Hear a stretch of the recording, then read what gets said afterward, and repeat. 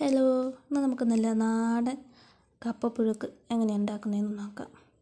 അതിനായിട്ട് 2 മൂട് കപ്പയാണ് പുഴുതെടുത്തിരിക്കുന്നത്. അതിനെ തോലൊക്കെ കളഞ്ഞ് നന്നായി വൃത്തിയാക്കി കഴുകിയെടുത്ത് ഒരു പാത്രത്തിലേക്ക് മാറ്റി വയ്ക്കാം. ഇനി നമുക്കതിനെ ചെറുതായിട്ട് കഷ്ണങ്ങളാക്കി മുറിച്ചെടുക്കാം. ഇനി അതിലോട്ട് ആവശ്യത്തിന് വെള്ളം ചേർത്ത് അടുപ്പിലോട്ട് വയ്ക്കാം. 2 ടേബിൾ സ്പൂൺ ഉപ്പ്, 1/4 സ്പൂൺ മഞ്ഞൾപ്പൊടി, പിന്നെ ഉള്ളിയും തക്കാളിയും പച്ചമുളകും കൂടെ ചേർക്കാം.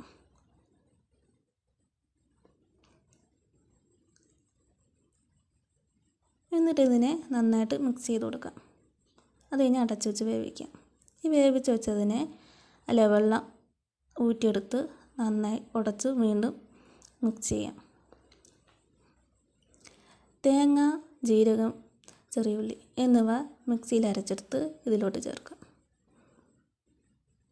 എന്നിട്ട് ഇതിനെ യോജിപ്പിക്കുക. അപ്പോഴത്തേക്ക് എണ്ണ ചൂടാക്കിയതിന് ശേഷം കടുക്, വറ്റൽമുളക്, കറിവേപ്പില എന്നിവ താളിച്ചെടുക്കുക. ഇതിനെ കപ്പയിലോട്ടിട്ട് എടുക്കുക. എന്നിട്ട് അതിനെ നമുക്ക് നന്നായിട്ട് ഇളക്കിയെടുക്കാം. അങ്ങനെ നമ്മുടെ സ്വാദിഷ്ടമായ കപ്പപ്പുഴുക്ക് റെഡി ആയിട്ടുണ്ട്. ഈ വീഡിയോ ഇഷ്ടപ്പെടുകയാണെങ്കിൽ ലൈക്ക് ആൻഡ് ഷെയർ, സബ്സ്ക്രൈബ്.